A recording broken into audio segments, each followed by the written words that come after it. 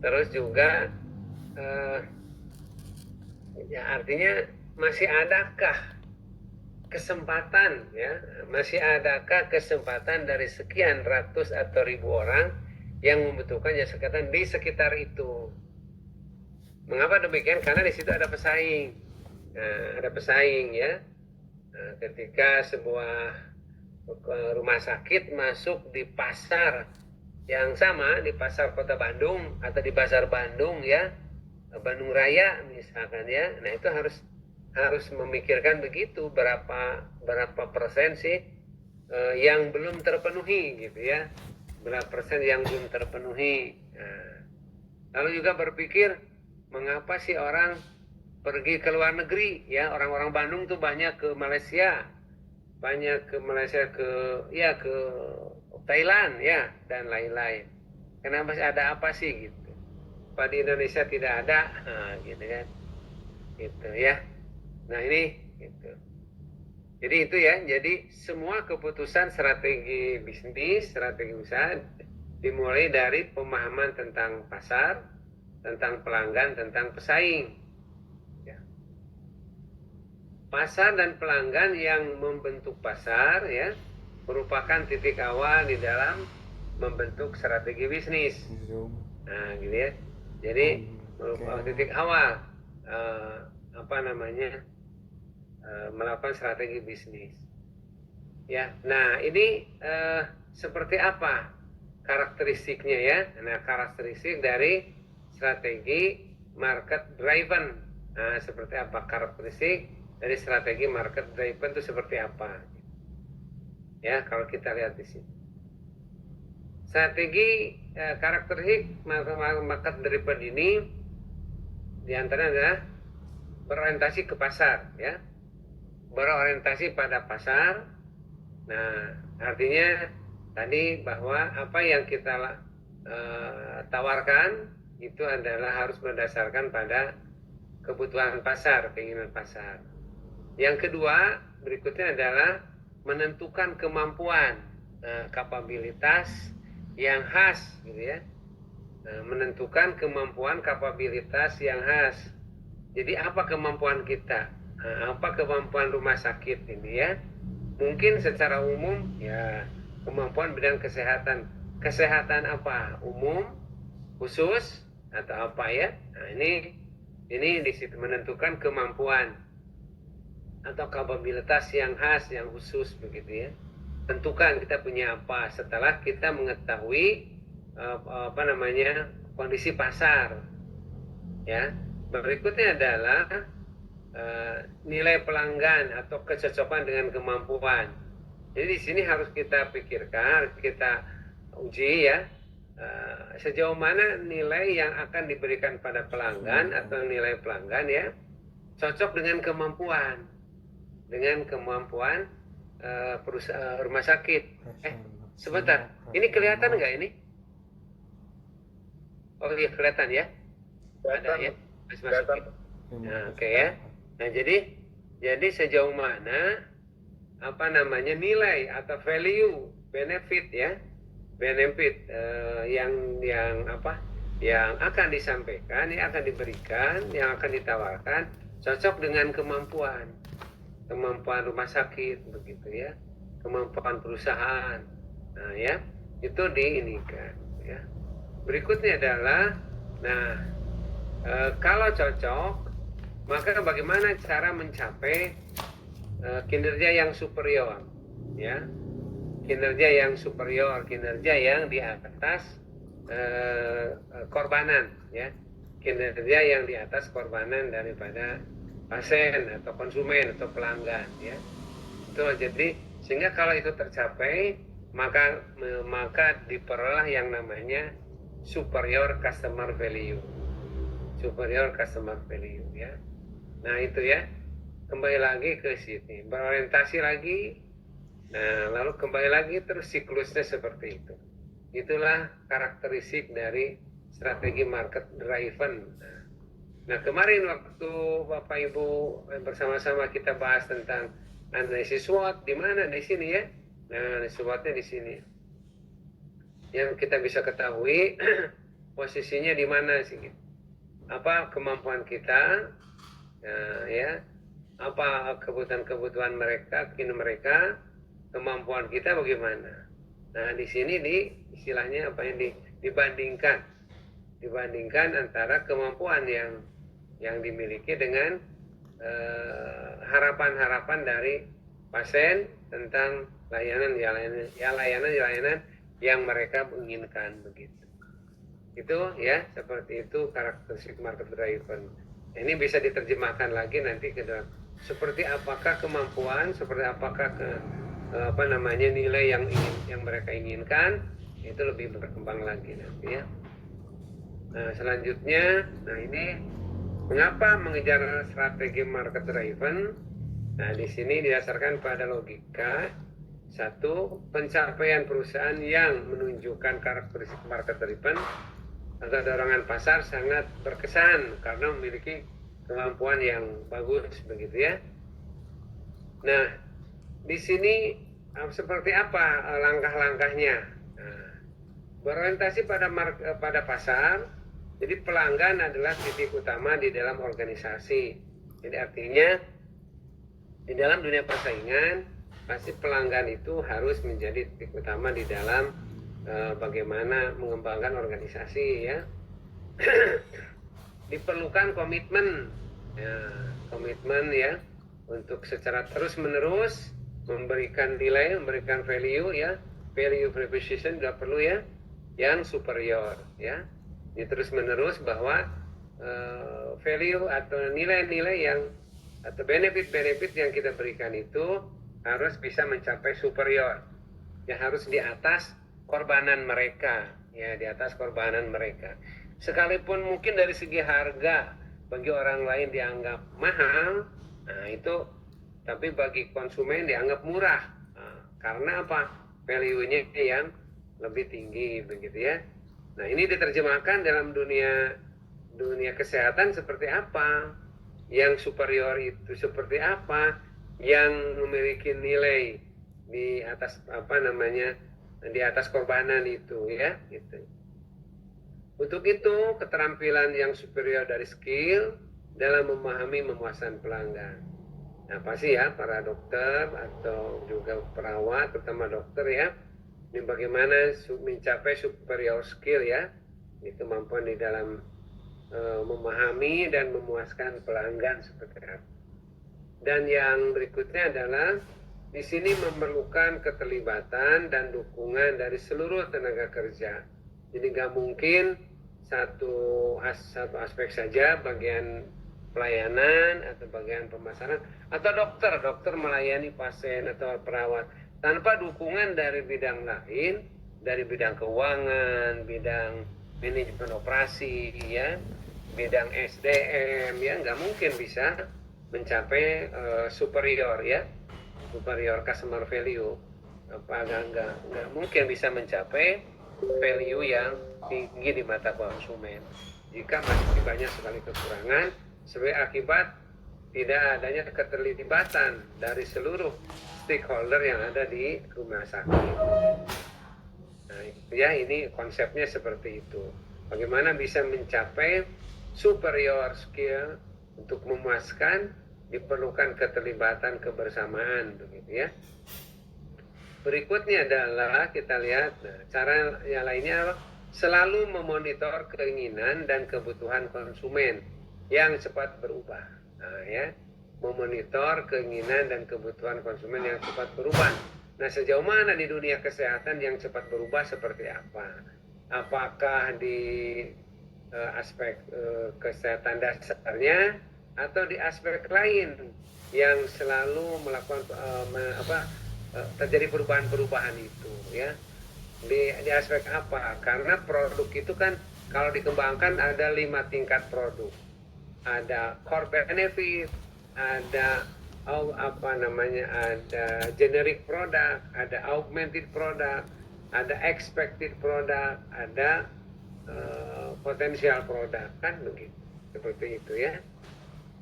Lalu menentukan dampak dari perubahan pada kepuasan konsumen. Nah, menentukan dampak dari perubahan apakah ada perubahan di perusahaan, di rumah sakit, perubahan dalam pelayanan, bagaimana kita dampak kepada konsumen, ya, kepada kepuasan konsumen, kepuasan pasien kalau ada perubahan-perubahan.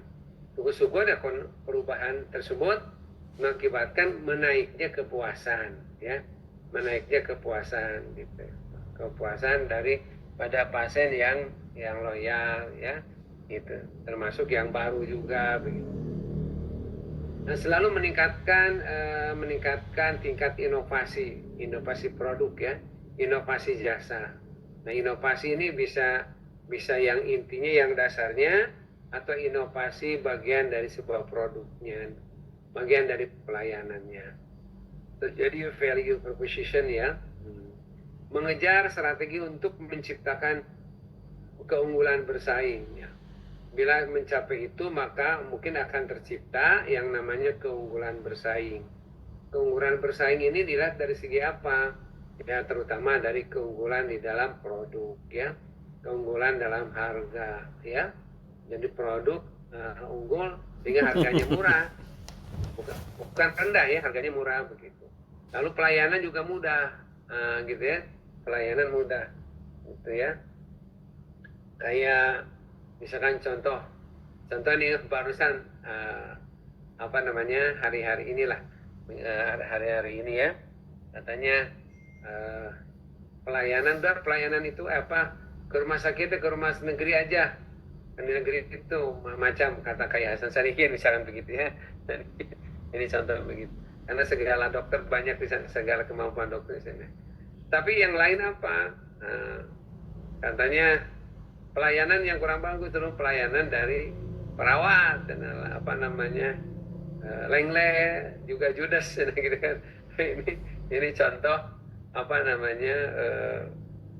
contoh bentuk daripada tidak bisa menciptakan keunggulan bersaing karena kepuasan konsumen juga rendah atau kurang bagus, ya, diakibatkan oleh kemampuan atau apalah yang ada di sana, begitu, ya. Saya bilang masuklah ke swasta, gitu, ya. Swasta mah kan bergantung kelas, dan bentuk kelasnya memang sangat menentukan, kan, itu. Walaupun pakai BPJS masih beda pelayanannya, begitu.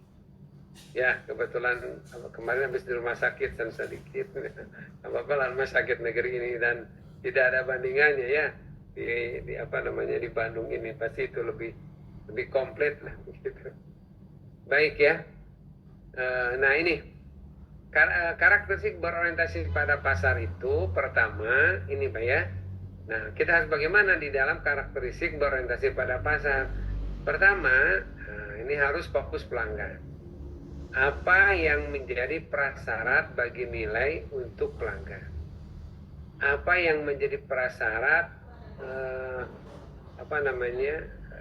manfaat atau benefit untuk pelanggan? Apa sih sesuatu yang bermanfaat bagi pelanggan, bermanfaat bagi pasien? Yang paling utama kan kesembuhan. Tapi apakah hanya itu? Nah, gitu, hanya kesembuhan saja? Juga mungkin di samping sembuh nyaman juga, tenang, gitu, ya. Nah, di samping fokus pada pelanggan, kita selalu melakukan intelijen pesaing, ya. Ini pentingnya memahami persaingan juga pelanggan, ya. Nah, bagaimana nih kondisi pesaing? Jadi harus ada intelijen kepada pesaing, ya. Nah, gimana caranya sebuah rumah sakit bisa melakukan intelijen? Ya, bisa saja dengan melakukan bukan pura-pura, ya, mengamati bagaimana ketika berkunjung ke tempat pasien, ya, kan bisa dilihat. Kalau pengelola itu pasti ada, ya, nanti di panas, kasih dulu, ya. Nah, pentingnya memahami intelijen pesaing, ya. Jadi selalu mengamati, memahami bagaimana perkembangan pesaing. Dan kalau dalam strategi itu pesaing itu jangan banyak, ambil pesaing utama, gitu, ya. ambil pesaing utama yang paling dekat apa, siapa, rumah sakit apa, klinik apa, puskesmas apa, itu ya pesaing ini. Lalu di selanjutnya adalah koordinasi lintas fungsi, lintas fungsional, menghilangkan tembok antar fungsi bisnisnya. Kalau di perusahaan kan di sini adalah kalau perusahaan umum ya, ada bidang pemasaran, keuangan, SDM, operasional, dan lain-lain ya, minimal 4 fungsi organisasi, fungsi bisnis begitu ya. Nah kalau di rumah sakit nih apa nih koordinasi lintas fungsi ini? Mungkin dari mulai bagian sarana prasarana, bagian laboratorium, bagian apa lagi ya, bagian pelayanan segala macam ini harus lintas fungsi begitu. Kalau misalkan sekarang contoh kalau di UGD ya, di UGD misalkan ya, kalau ada pasien masuk lalu diperiksa oleh dokter, lalu masuk ke bagian apa di sistem informasi, harus dibagaimanakan dari IGD ini cepat kembali lagi ke IGD informasinya. Nah itu kan lebih bagus. Nah di situ perlu ada kerjasama di antara dokter juga bagian sistem informasi dan tentunya barang kepada pimpinan bagaimana untuk memutuskan pasien yang datang harus diapakan, harus dibagaimanakan ya. Kalau nggak sanggup ditolak berarti diberikan yang namanya rujukan harus kemana gitu kan. Jadi cepat begitu ya gitu. Lalu bagaimana konsekuensi kinerja? Nah, orientasi pasar menuju pada kinerja organisasi yang superior. Jadi di samping fokus pelanggan, intelijen pesaing dan koordinasi lintas fungsi, kita juga harus memiliki konsekuensi bagaimana mencapai kinerja yang superior. Jadi diniatkan bersama, niatkan yang benar, usaha tertentu untuk bisa mencapai kinerja yang tinggi ya, atau konsekuensi terhadap kinerja menuju superior ya. Nah superior ini berarti benefitnya lebih tinggi dibanding dengan korbanannya. Nah itu ya karakteristik orientasi pada pasar ya. Jadi kalau orientasi pasar itu menurut Craven itu fokus pelanggan, intelijen pesaing, koordinasi lintas fungsi, mau lengkap ditambah dengan punya keberpihakan atau konsekuensi terhadap bagaimana mencapai kinerja yang superior begitu ya, yang superior. Baik ya, kita lihat lagi apa nih. Nah ini market orientation process, di customer information, competitor information, other information ya, yang lain seperti apa. Ini menjadi sebuah hal yang bagaimana bisa menciptakan superior customer value ya. Bagaimana menciptakan superior customer value diperlukan 3 hal ini ya, diantaranya ya. Oke, ini prosesnya. Lalu berikutnya kita lihat apa. Menjadi organisasi yang berorientasi pada pasar itu seperti apa ya. Nah, harus akuisisi informasi. Selalu mengakuisisi informasi yang datang dari luar dan datang dari dalam ya. Jadi selalu informasi menjadi bahan untuk pengambilan keputusan yang tepat, yang cepat dan tepat. Terjadi lintas fungsi bisnis, nah ini perlu diantas informasi ya. Lalu dilakukan diagnosis ya, yang dibagi bersama dan tindakan terkoordinir ya, untuk bisa menyampaikan nilai pada pelanggan yang superior. Nah, gitu ya. Jadi menjadi organisasi yang berorientasi pasar itu selalu dasarnya pada empirik ya. Pada dasarnya pada empirik, pada informasi ya. Informasi kan ada informasi lama, informasi baru gitu kan. Nah, diharapkan informasi baru yang hadir bisa ditangkap, bisa diterima, menjadi melahirkan yang lalu dianalisis, melahirkan diagnosis ya, opini yang bagus ya, dilakukan tindakan yang terkoordinir untuk bisa mencapai value ya, superior customer value ya, nilai pelanggan yang superior begitu. Itu Bapak Ibu ya. Jadi bagaimana mengakuisisi informasi, Nah, tentunya diperlukan yang namanya SIM, Sistem Informasi Manajemen. Atau kalau di rumah sakit nggak, SIM RS ya, SIM RS. Ada SIM RS seperti itu. Nah, apa yang dimaksud dengan akuisisi informasi? Nah, ini ya, berorientasi pada pasar pertama ya, mengumpulkan informasi yang relevan mengenai pelanggan, menginformasi yang relevan mengenai pesaing ya, mengenai pasar. Nah, di situ ya. Pertama cara-cara akuisisi informasi ya. Informasi yang relevan tentang pelanggan dan seperti apa. Ya. Gimana cara mendapatkan informasi dari pasien yang sudah lama begitu ya, yang apalagi kalau pasiennya misalkan yang penyakitnya yang istilahnya apa ya, yang cukup menaun gitu kan ya, gitu ya. Jadi mengumpul informasi yang relevan mengenai pelanggan, seperti apa mengenai pesaing, perkembangan pesaing dengan konsep tadi ya, pendekatan intelijen pemasaran ya, dan pasar juga ya. Nah, pasar ini adalah perkembangan pasar, bagaimana kondisi masyarakat, akan pendapatannya naik atau turun, bagaimana ya kondisi saat ini perekonomian ya, mungkin akan mempengaruhi pada kemampuan di dalam daya beli terhadap kesehatan ya gitu. Melibatkan semua fungsi bisnis. Nah, ya. Berarti kalau di rumah sakit, kalau di perusahaan kan pemasaran keuangan dan operasional ya, fungsi-fungsi bisnis itu. Kalau di rumah sakit, nah, lihat apa bagian-bagian apa saja. Jadi semua fungsi bisnis itu, semua fungsi organisasi yang ada di rumah sakit itu terlibat di dalam bisa mencapai superior customer value. Nggak bisa sendiri. Penilaian antar fungsi. Nah, bagaimana antar fungsi?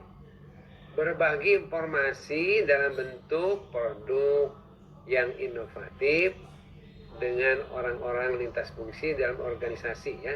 Ini misalkan membentuk produk yang inovatif itu seperti apa? Berarti kalau rumah sakit membentuk jasa atau pelayanan yang inovatif yang seperti apa? Yang dimana merupakan gabungan dari lintas fungsi di rumah sakit atau klinik atau puskesmas. Nah, ini harus dibagi nih, harus dibagi. Misalkan kalau di rumah sakit kan ada rawat inap, rawat jalan ya. Nah, rawat inap dengan rawat jalan mungkin sarananya ada yang sama, sarananya ada yang berbeda. Nah, begitu ada yang bertambah berkurang, mana yang artinya ada produk, ada jasa yang jasa rawat jalan, tetapi sarana untuk menciptakan jasa itu tentunya ada yang bersama begitu ya, tidak dipisahkan. Ini rawat jalan tidak bisa digunakan untuk rawat inap ya kan, tapi pada prinsipnya mungkin untuk hal-hal yang pokok itu bisa digunakan kan. Nah, sehingga nanti koordinasinya atau kebersamaan ya, koordinasi untuk mencapai super customer value itu lebih mudah ya. Lalu selanjutnya diagnosa yang dibagi dan tindakan. Penyampaian nilai pelanggan yang superior itu yang dimaksud dengan berorientasi pasar. Akuisisi informasi, penilaian antara fungsi, diagnosa yang dibagikan, opini-opini yang dibagikan untuk bisa mencapai nilai yang superior ya, nilai pelanggan yang tinggi. Oke, lanjut apalagi apa yang dimaksud dengan kapabilitas? Kapabilitas ini secara konsep strategic marketing merupakan gabungan yang kompleks dari keterampilan ya, keterampilan, pengetahuan yang terakumulasi dilakukan melalui proses organisasi yang memungkinkan rumah sakit atau perusahaan untuk mengkoordinasikan aktivitas dan menggunakan aset-aset mereka ya. Jadi kemampuan gabungan ya, antara keterampilan, pengetahuan terakumulasi melalui proses-proses organisasi ya, untuk bisa bagaimana menciptakan dan menggunakan aset mereka sendiri ya. Jadi kemampuan khusus, kemampuan khas ya. Nah ini dalam sebuah, tentunya kalau di rumah sakit kan bahkan ada kemampuan dokter. Nah, di situ berarti antara keterampilan individu yang terakumulasi menjadi keterampilan kemampuan rumah sakit ya. Dari asalnya keterampilan individu bisa terakumulasi, bisa menjadi kemampuan rumah sakit pada akhirnya gitu kan. Nah, gitu. Kalau itu disebut organisasi. Nah, ini komponen organizational capability ya. Jadi di sini bagaimana mencapai superior customer value diperlukan ini ya, skill cross function ya. Perlukan apa? Koordinasi aktivitas ya, koordinasi aktivitasnya terkoordinir dengan baik begitu ya. Termasuk di situ ada komunikasi, accumulated knowledge ya, sehingga mereka new product experience ya. Juga aset ya. Nah, aset juga menjadi sebuah bagian dari ya. Aset ini bagian dari untuk bisa mencapai superior customer value.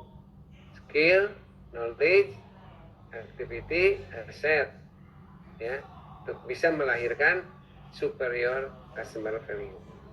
Kalau mau ditambah boleh apa lagi nih? Bisa mix skill, knowledge ya, koordinasi aktivitas ya, komunikasi, dan dari aset yang dimiliki. Bagaimana untuk bisa mencapai organisasi superior customer value gitu ya. Itu unsur-unsurnya ya, dari skill cross function team. Nah, ya kalau di perusahaan tadi ada pemasaran, keuangan, operasional. Nah, kalau di rumah sakit apa tuh di rumah sakit fungsi-fungsi ini ya, pasti banyak saya di rumah sakit kan lebih rumit ya, pasti kan lebih banyak ini. Oleh karena itu pasti koordinasi antar fungsi ini sangat sangat complicated ya, karena banyak kepentingan, banyak keperluan ya, banyak permasalahan yang dihadapi. Baik, berikutnya apa nih? Berikutnya oke. Nah, kemampuan itu apa? Ini kontribusi lebih tinggi untuk nilai pelanggan yang superior, media nilai kepada pelanggan, logika yang memukau dari kemampuan khas. Jadi kemampuan di sini adalah bagaimana bisa mencapai nilai yang superior itu dibutuhkan logika yang baik, maksudnya kemampuan yang khas, sehingga bisa menyediakan nilai yang tinggi, yang baik pada konsumen ya. Pada pelanggan ya, pada pelanggan. Oke, kemampuan. Nah, di sini ya, seperti apa kita kemampuan di sini? Ya. Nah, di sini ada kemampuan ya. Kemampuan yang diinginkan didukung oleh bagaimana bisa mencapai superior terhadap pesaing, bagaimana mencapai sesuatu yang sulit ditiru, dan dapat diterapkan pada situasi persaingan yang berbeda ya. Itu ya. Jadi kemampuan yang diinginkan dari kemampuan itu adalah bagaimana menciptakan superior terhadap pesaing ya. Kemampuan yang diinginkan itu bagaimana mencapai itu. Jadi kemampuannya di atas pesaing. Yang kedua, kemampuan itu sulit ditiru orang ya, sulit ditiru. Dan yang ketiga, dapat diterapkan pada situasi persaingan yang berbeda. Kan tidak mudah. Tapi kalau hasil inovasi terus dalam pasar yang berbeda-beda, biasanya ya bisa mencapai keunggulan. syaratnya ya bisa syaratnya adalah ya harus berbeda dengan pesaing ya, harus benefitnya lebih tinggi dibanding dengan para pesaingnya, nah, gitu ya. Nah, benefit apa saja? Masih ingat nggak dari Dr. Dewi? Benefit apa?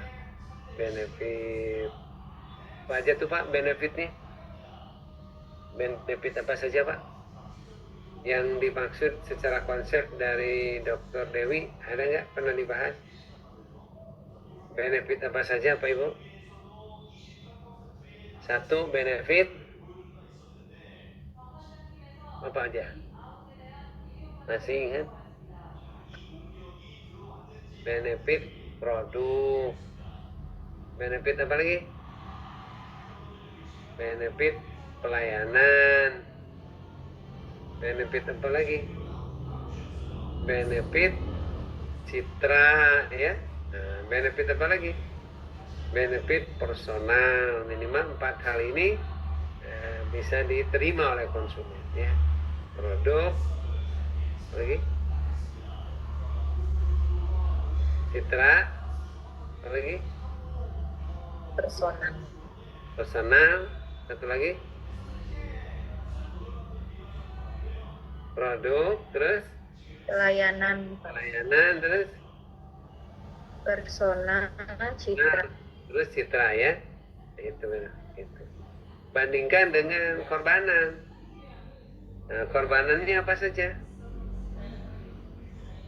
Satu, korbanannya adalah uang moneter, rupiah atau dolar. Korbanan waktu, menunggu ya. Korbanan apa lagi? Fisik, usaha untuk menjasa itu susah tidak gitu. Nah ya gitu. Terus korbanan apa lagi? Korbanan psikis. Ya, korban psikis juga dihitung tuh. Korban psikis ya begitu.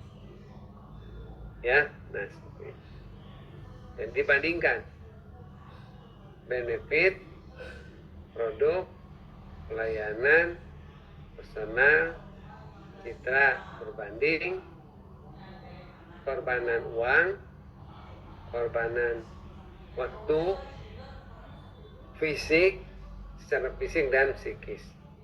Ya, nah itu. Oke, ada pertanyaan dulu boleh silakan Pak Ibu. Ada pertanyaan sampai sini?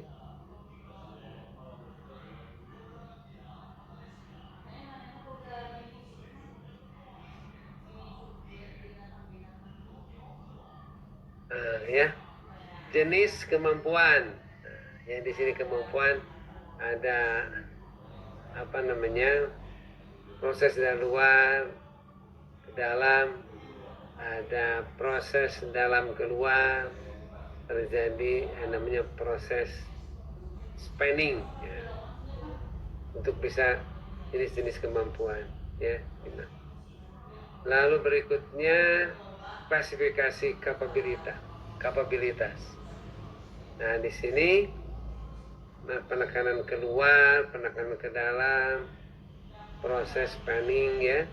Ini contoh memahami pasar, proses kalau keluar menciptakan keuangan, menghubungkan pelanggan, dikata dengan saluran, memantau teknologi, ya. Lalu di sini berkaitan dengan keluar ini apa aktivitasnya? Adalah manajemen keuangan, pengendalian biaya, teknologi, ya. Nah, proses planningnya di mana nih?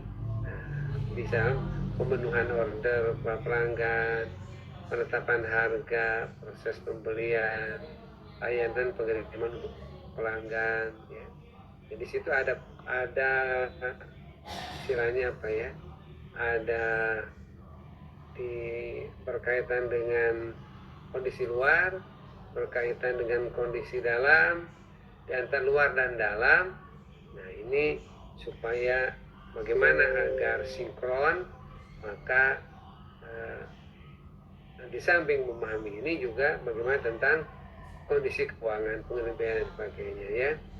Dari itu caranya adalah bagaimana supaya order terpenuhi atau pesanan terpenuhi, harga cocok sesuai, terjadi keputusan pembelian.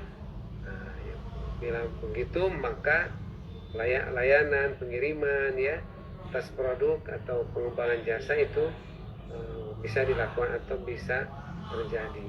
Jadi antara proses keluar dan proses ke dalam gitu ya, itu adalah merupakan hal yang dalam bentuk pemenuhan dari perusahaan kepada pelanggan ya, kepada konsumen. Mencocokkan nilai pelanggan dengan kemampuan. Nah, berarti di sini yang cocok di mana? Persyaratan nilai ini, kemampuan yang khas. Nah, berarti yang cocok itu yang di garis-garis ini. Itu adalah kecocokan yang di garis. Yang makin besar, ini yang di garis di tengah ini yang arsir-arsir, makin besar berarti makin apa? Kalau ini makin besar, makin ini yang di ini.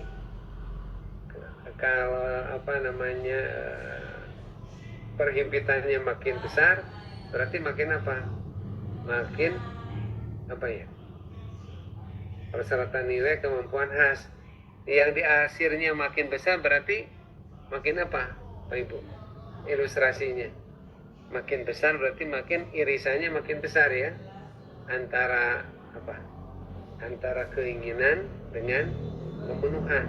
Jadi makin cocok makin besar itu makin menunjukkan sebuah kecocokan ya. Nah, ini diperlukan sebuah riset sejauh mana apa yang mereka harapkan dengan kemampuan yang kita miliki. Kalau makin dekat antara kemampuan dengan harapan konsumen, berarti makin cocok antara kebutuhan dan kemampuan yang dimiliki oleh perusahaan. Itu selanjutnya masih ada nggak? Menciptakan nilai untuk pelanggan. Nah, bagaimana menciptakan nilai untuk pelanggan? Nilai untuk pembeli terdiri dari atas manfaat dikurangi dengan taksiran biaya yang dihasilkan dari pembelian sebuah produk. Nilai yang superior adalah keuntungan yang bersifat positif. Nah, bagaimana masuk dengan nilai kreatif? Nilai pelanggan adalah hasil dari suatu proses yang dimulai dengan strategi bisnis, memahami kebutuhan pelanggan ya. Maksud dengan nilai pelanggan itu adalah manfaat ya, manfaat dikurangi dengan taksiran biaya yang dikeluarkan oleh pasien dari hasil dari pembelian sebuah produk. Nah, itu Pak Ibu. Selanjutnya kita lihat menciptakan nilai untuk pelanggan. Nah, di sini yang superior itu yang seperti apa? Ada manfaat. Nah, yang paling kiri ya, paling kiri saya itu manfaat. Nah, itu biaya. Nah, nilai pelanggan itu ada di situ. Berarti antara manfaat dengan biaya itu nilai pelanggan. Nah, makin tinggi ya, makin ke atas biaya ini berarti nilai pelanggan makin kecil ya. Nah, ini masih termasuk yang bagaimana nih? Kalau seperti ini termasuk yang bagaimana Pak Ibu? Ada nilai manfaat nih panjang, lalu biaya di bawahnya. Ini terjadi apa nih Pak Ibu? Namanya kalau di ilustrasi ini terjadi apa Pak Ibu? Manfaat panjang, biaya ini. Nah, terjadi apa nih Bu? Namanya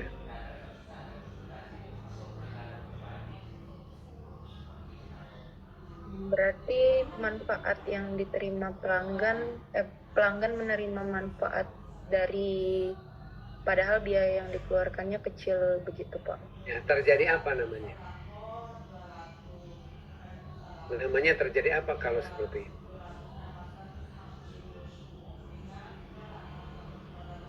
Terjadi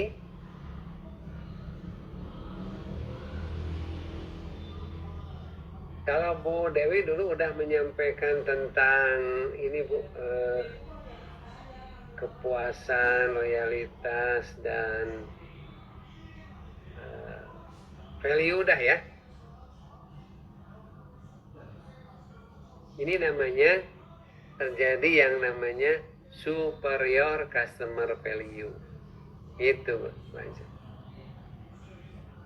Ya, terjadi kan? Artinya manfaat lebih besar daripada biaya kan, korbanan.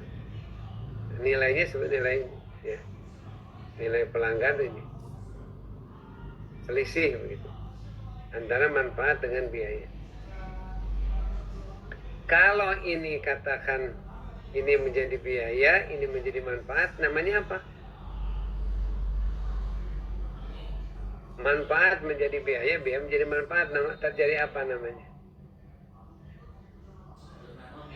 Terjadi apa? Terjadi inferior customer value. Kalau tadi superior, sekarang jadi inferior customer value. Ya, inferior customer value. Ya. Kalau sama gimana tuh? Kalau sama gimana? Bu Aijaria, kalau sama gimana? Terjadi apa namanya?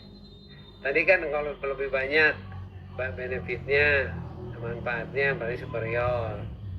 Kalau nilainya biayanya lebih tinggi namanya inferior. Kalau sama?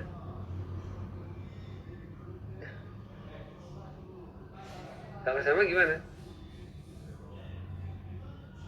Terjadi pencapaian customer value ya. Terjadi pada customer value kan? Gitu ya. Cuman tidak super, tidak juga inferior. Gitu ya. Nah ini Bu, ya yang tadi kita bahas. Komposisi nilai, manfaat, produk, layanan, personal sama citra. Lalu biaya, korbanan, moneter, waktu, fisik dan psikis ya. Biaya psikis, biaya fisik. Maka manfaat per biaya, itulah nilai. Kita bahas tadi ya. Manfaat itu terdiri dari manfaat produk, manfaat layanan, manfaat personal atau karyawan, manfaat citra. Korbanannya biaya moneter, rupiah, dolar, sama saja ya. Lalu waktu, korbanan fisik ya, dan korbanan psikis ya. Nah gitu, terlahirlah nilai. Kalau manfaat lebih besar daripada biaya namanya superior customer value ya. Kalau manfaat lebih kecil dibandingkan biaya namanya inferior customer value. Kalau sama-sama terjadi customer value, mencapai customer value yang bau, yang pas begitu. Oke, itu. Menjadi market driven. Nah, bagaimana menjadi market driven? Menjadi market driven harus memiliki kemampuan dalam memahami pasar dan kemampuan menghubungkan dengan pelanggan. Ya, bagaimana strategi itu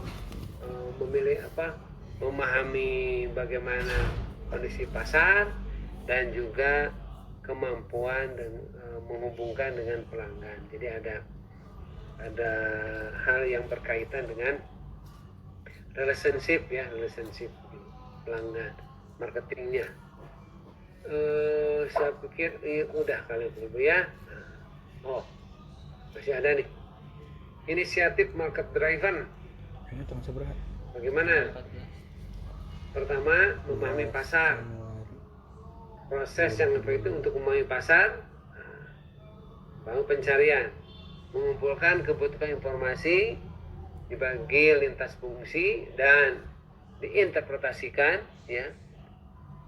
Sebentar ini habis diinterpretasikan sebentar habis gitu, ini baterai bentar lagi ya, takut habis baterainya.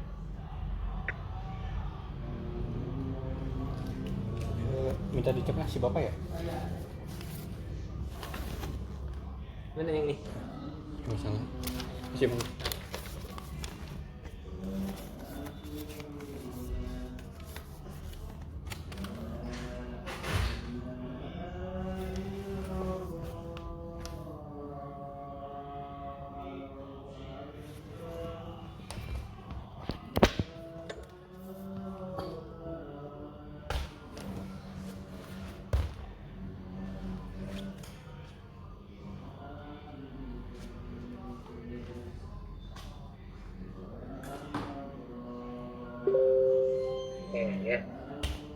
kemampuan memahami pasar, melakukan pencarian ya, mengumpulkan kebutuhan informasi, dibagi lintas fungsi dan diintegrasikan, menentukan tindakan yang tepat. Kemampuan menghubungkan dengan pelanggan ya, satu, menciptakan dan melihara hubungan dekat dengan pelanggan, namanya melakukan relationship marketing atau relationship management. Nah, bagaimana cara melakukan relationship management? Tentunya kita perlu sistem import ya, juga ya, ada sarana prasarana ya atau fasilitas ya. Jadi ada aspek SDM, ada aspek sistem, dan ada aspek fasilitas ya, begitu. Itu untuk bisa mencapai ini market driven. Menjelaskan struktur prosesnya di sini ya. Dilakukan adalah menjelaskan struktur dan proses dalam market driven ya. Di sini terjadi namanya apa dilakukan, dipahami tentang potensi perubahan desain organisasi ya, lalu meningkatkan proses-proses yang ada ya, lalu proses desain ulang bila perlu ya, melakukan desain ulang ya ketika ada perubahan-perubahan pasar. Koordinasi dan keterlibatan lintas fungsi itu juga sangat diperlukan untuk dijaga. Target utama rekayasa ulang. Di sini penjualan dan pemasaran, hubungan dengan pelanggan, pemenuhan pesanan dan distribusi. Ini menjadi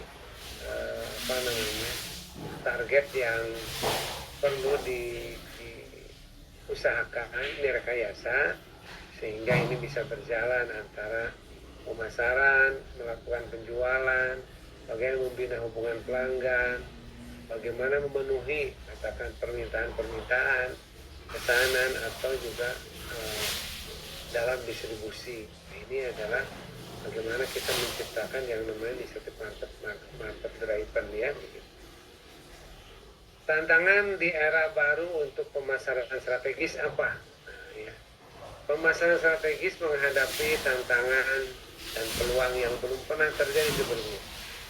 Pasar sering berubah, persaingan makin ketat, inovasi yang mengganggu usaha meningkatkan permintaan pelanggan.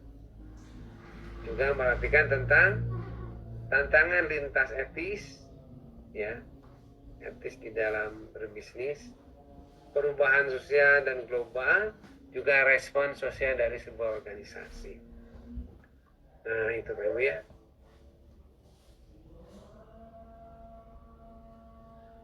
Bentar Pak Ibu.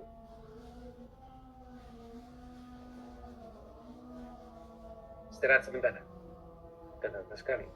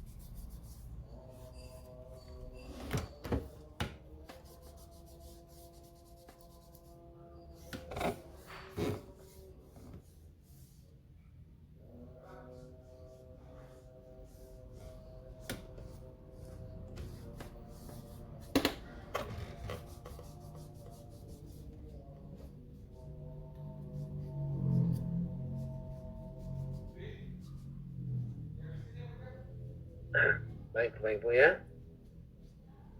Meningkatnya globalisasi ini kita ketahui ya, dalam dunia kesehatan juga Bapak Ibu ya, kan sekarang cukup bersaing ya untuk memahami bagaimana perbedaan dan persamaan antar negara maju dan luar ya. Sekarang kan dalam dunia kesehatan juga terjadi persaingan bukan hanya di dalam negeri tapi juga persaingan dengan luar negeri ya begitu. Nah, ini hal yang barangkali perlu dipahami ya, diantisipasi begitu ya, sehingga perusahaan rumah sakit masih memiliki kemampuan untuk bersaing ya.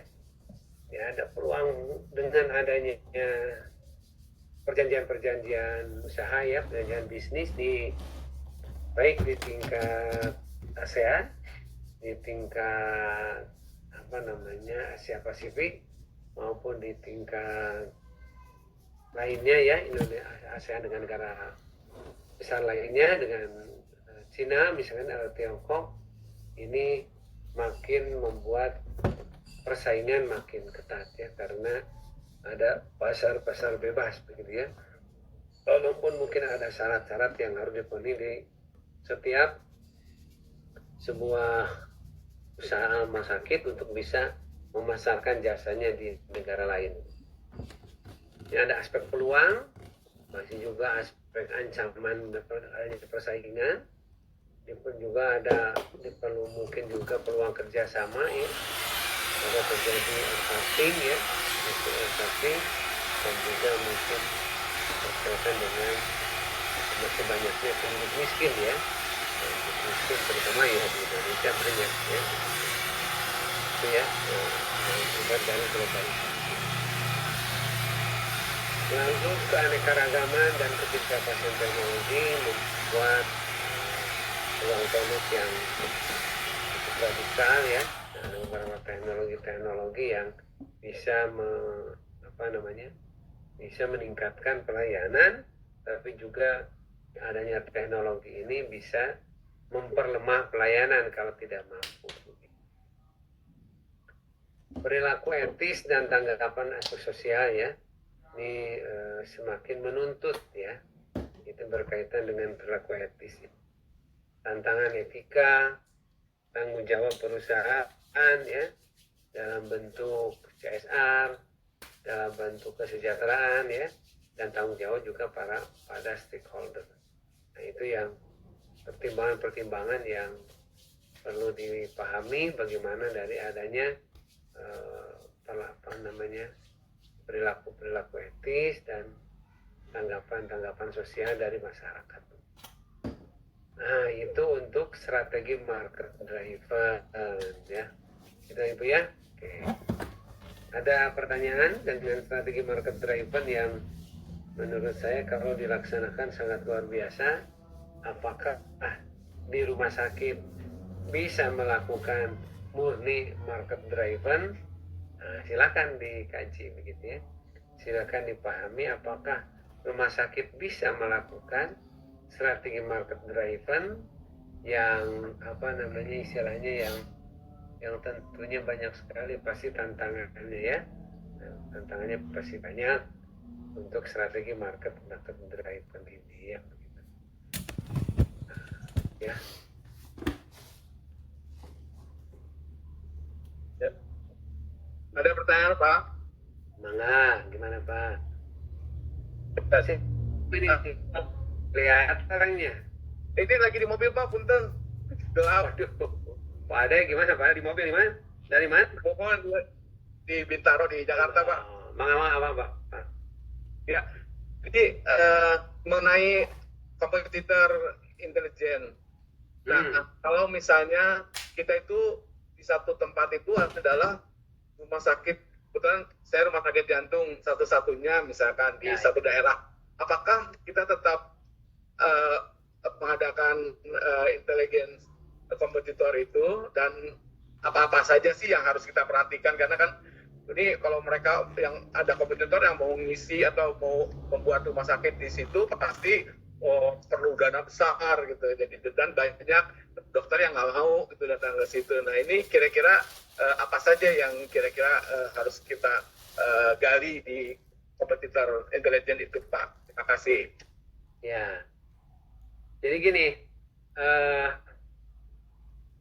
kompetitor intelijen itu ya, data intelijen pesaing itu punya tugas antaranya adalah bagaimana dia mencari, memahami, mendapatkan informasi-informasi yang terbaru. Informasi-informasi yang terbaru, informasi-informasi yang istilahnya apa ya, harian, informasi yang sifatnya mingguan, bulanan ya, yang terjadi di pesaing kita. Nah ya, jadi kalau kita ingin tahu informasi yang sifatnya tren itu melalui marketing research misalkan ya. Tetapi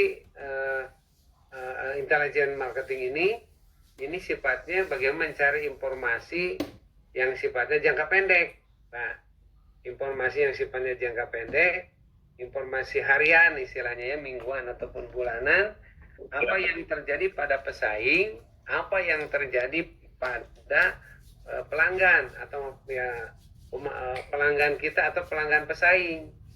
Nah, misalkan terjadi apa kayak tadi misalkan ya pelayanan ya kurang baik gitu ya, yang tanda kutip tidak ramah ya, nah, tidak ramah, ataupun misalkan pesaing itu menciptakan layanan baru ya, yang kita sendiri belum melakukan itu. Nah, ya, jadi secepatnya kita bisa mengetahui dengan intelijen ini ya.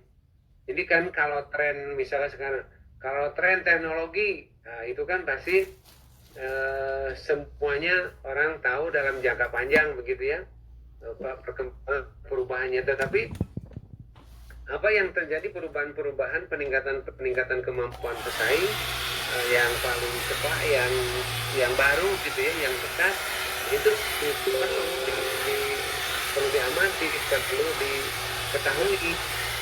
Nah, itulah peranan dari intelijen peranan dari intelijen pesaing. Karena itu kita perlu tuh Pak, mengistilah bukan menanam ya, apakah pura-pura jadi pasien, mungkin pura-pura jadi pasien minimal kalau konsultasi bisa saja, tapi kalau pura-pura sakit kan nggak mungkin.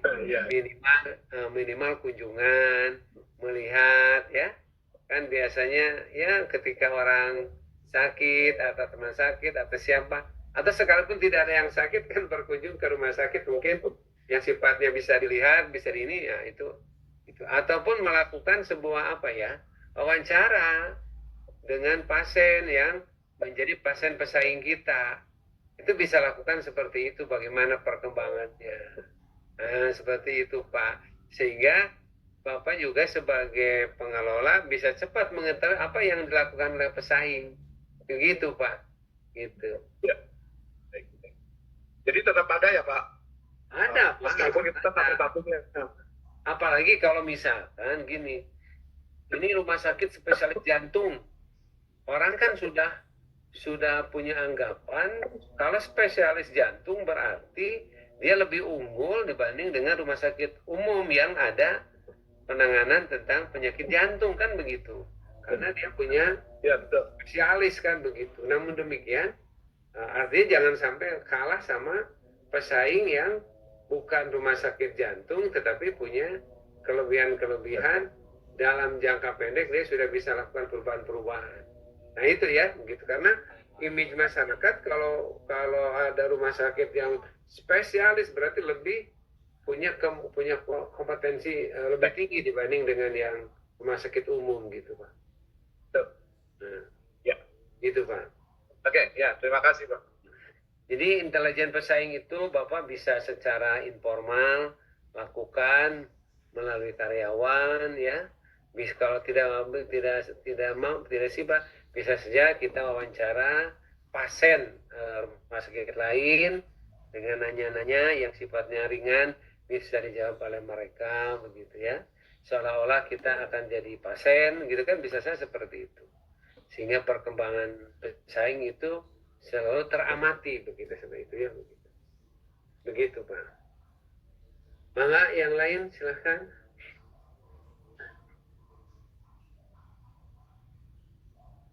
Ada yang lain mangga yang mau kita diskusikan sebelum kita beralih ke materi yang lain. Kita masih sekitar namanya market driven ya, market driven ya. Jadi menentukan jasa atau barang atau pelayanan itu berorientasi pada kondisi pesaing.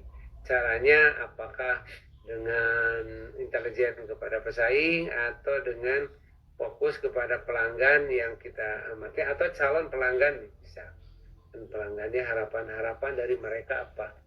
Nah, misalkan contoh begini perlu diamati.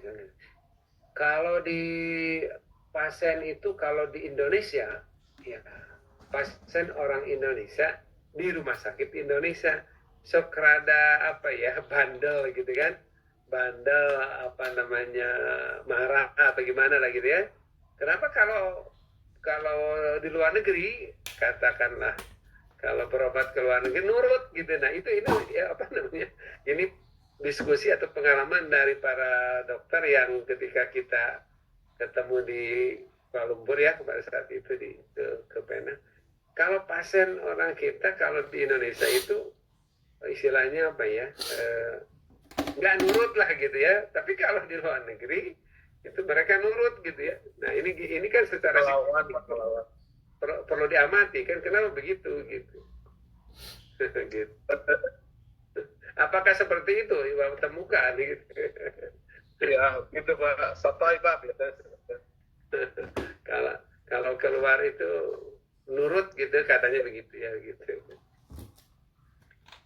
Kapan Bapak Ibu, saya menawarkan untuk bisa kunjungan ke Malaysia ya. Kita kunjungan dengan Dr. Albert ya. Kalau mau ikut dipersilahkan ya, sebelum bulan puasa lah Pak Ibu ya, yang mau ikut kunjungan ke rumah sakit di Malaysia ya. Waktu itu kan di Kuala Lumpur dan di Penang.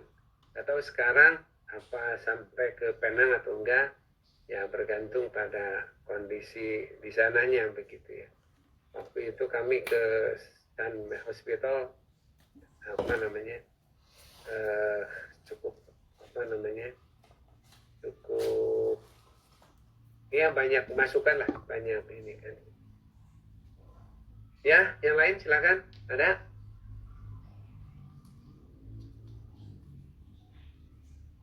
Apakah bentuk market orientation yang ada di rumah sakit atau klinik Bapak Ibu seperti apa? Ada yang mau jawab? Jadi berorientasi kepada pelanggan itu seperti apa yang terjadi di masing-masing, atau belum dilakukan, masih produk konsep ya, belum marketing konsep ya, belum marketing konsep, masih produk konsep begitu. Jadi pokoknya kemampuannya begini ya, silakan pasien ikuti, kami punya begini, ini kalau mau ikut silakan, kalau enggak ya sudah.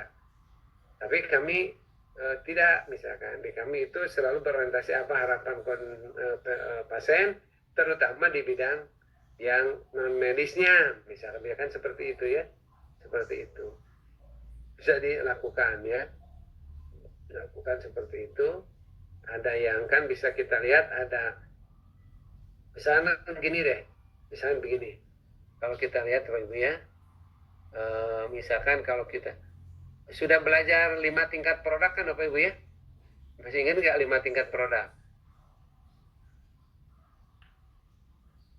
Price apa sih? Bapak Ibu kenal nggak dengan 5 tingkat produk?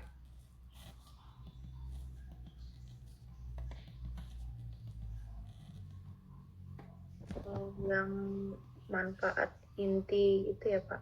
Iya. Kenal kan? Ya ada Pak. Nah ya, nah kan? Nah jadi misalnya ini ya, yang manfaat inti gitu ya. Dari mana? Dari sini nggak? Oh. Nah ini ya. Nah, gitu, core benefit kayak begitu. Sorry. Apa nih?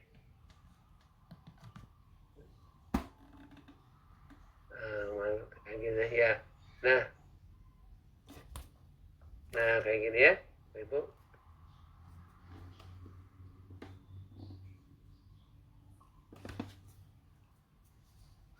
Ini kelihatan ya, Belajar ya, kelihatan?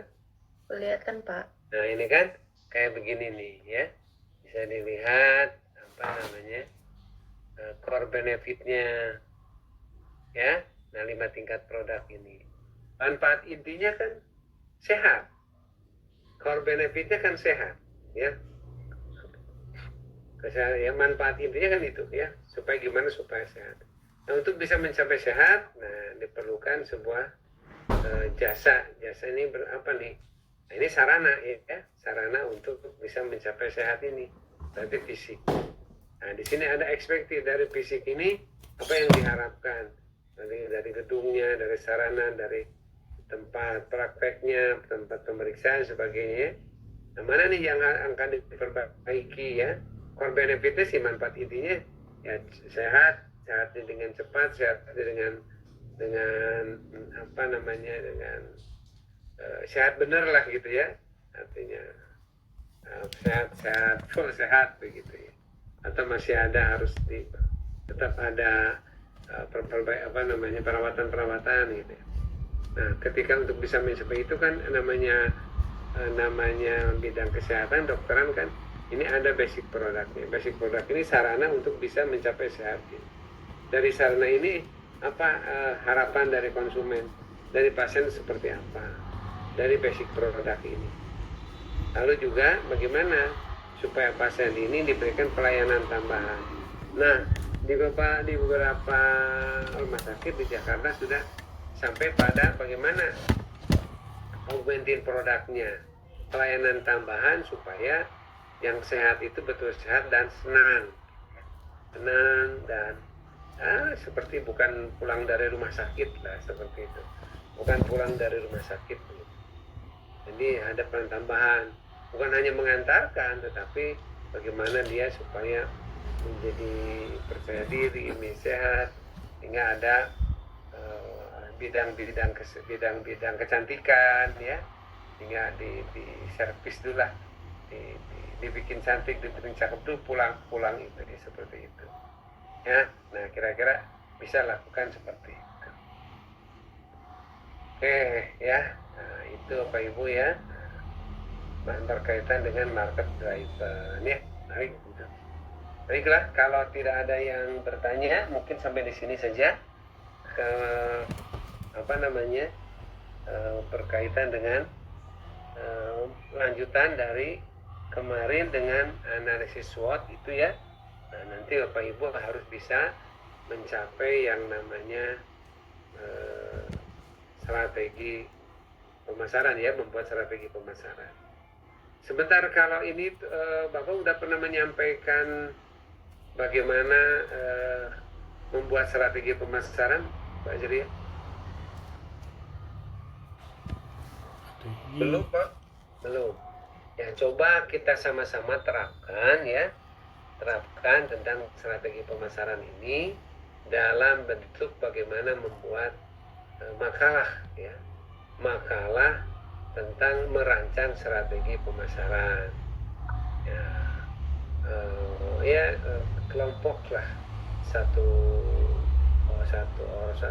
kelompok 3 orang bisa, tinggal mau di mana tuh yang dirancangnya gitu kan, tempatnya, nah, gitu nanti dari situlah kita penilaiannya.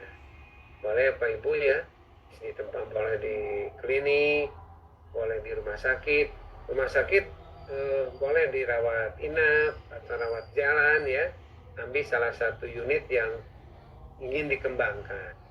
Nah, dibuat seperti itu ya, melakukan analisis lingkungan, analisis SWOT-nya, lalu sampai pada perhitungannya, bagaimana posisinya dari hasil analisis SWOT tersebut, lalu bagaimana menentukan strategi pasarnya ya, segmenting, targeting, dan positioningnya, lalu bagaimana nanti menentukan produk pelayanannya, harganya ya, atau tarifnya, lalu juga lokasinya, bagaimana physical evidence-nya, bagaimana proses-proses dari penyampaian jasa seperti apa, ilustrasinya dan segala macam.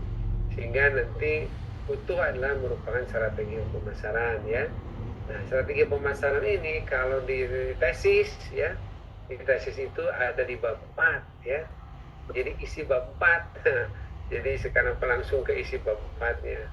Isi bab 4 itu dari analisis SWOT sampai pada menentukan strategi pemasaran. Jadi tadi dari strategi pasar dan bauran, menentukan program. Nah, itu bisa dijadikan tesis nantinya seperti itu. Itu Pak. Baik ya, kalau tidak ada yang tanya, mungkin sampai di sini saja dulu ya. Pak, bentar Pak, tanya Pak. Boleh, Untuk tugas ini nanti itu berarti untuk analisa SWOT-nya itu di satu rumah sakit atau klinik yang sudah jalan atau masih baru atau bagaimana nih Pak? Terus kemudian kan biasanya di analisis SWOT kan nanti misalkan di matriks mana gitu, misalkan di situ ada perbaikan, oh ini harus ada perbaikan pelayanan ini gitu. Nah, apakah itu yang harus kita gali atau gimana Pak? Pak lain.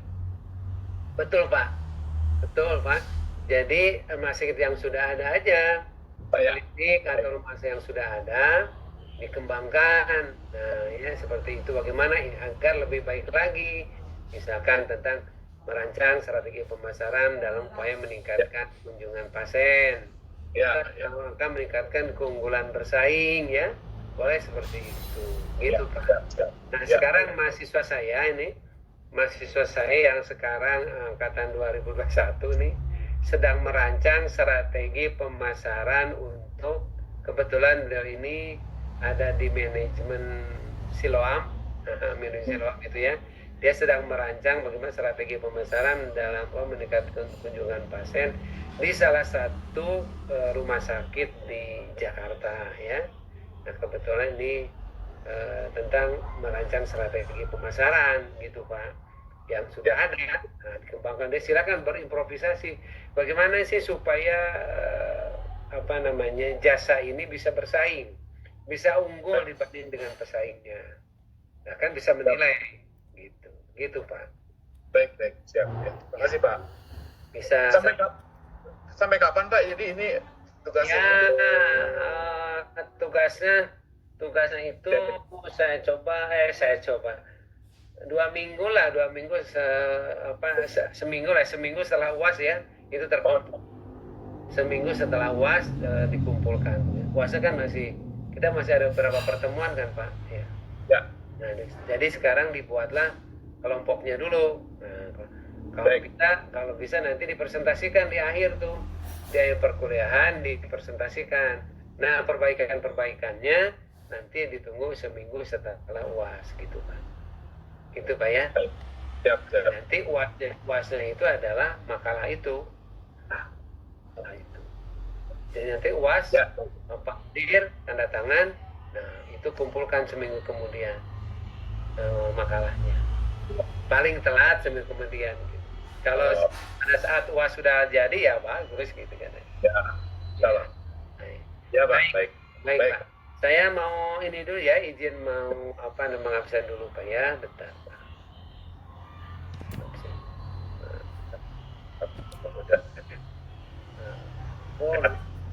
Lupa saya tuh tidak mulai tadi itu mau selesai. Tadi udah klik mulai, kenapa masih baru mulai ini teh ya? Kenapa ya? Tadi udah mulai kok nggak ini? Baik ya. Dari tadi sebetulnya. Baik ya, kita absen dulu Pak Ibu ya. Kenapa tadi udah klik dimulai tapi nggak keluar? Set. Baik ya Bapak Ibu, saya mau absen dulu ya. Salah bila ada? Gak ada. Azaria ada ya? Hadir Pak. Iya. Mana hadir terus lah. Anissa ada? Anissa Riza, ada.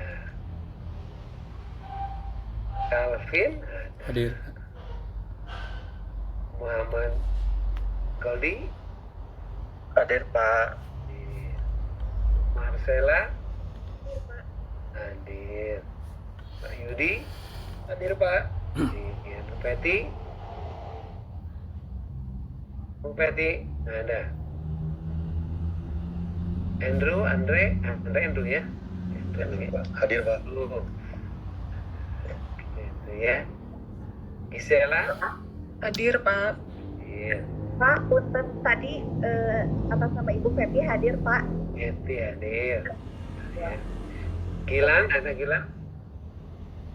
Gilang? Nah. Pak Ade, ada Ade?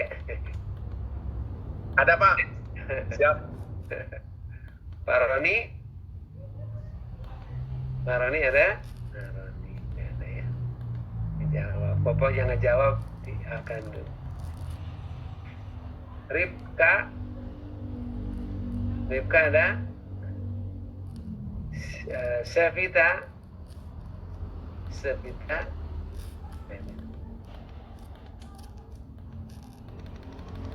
Randi? Hadir Pak. Randi hadir. Nadira? Halo, Nadira? Nggak ada. Silvana? Izin hadir, Dok. Hadir. Safanisa? Izin hadir, Pak. Hadir. Indah?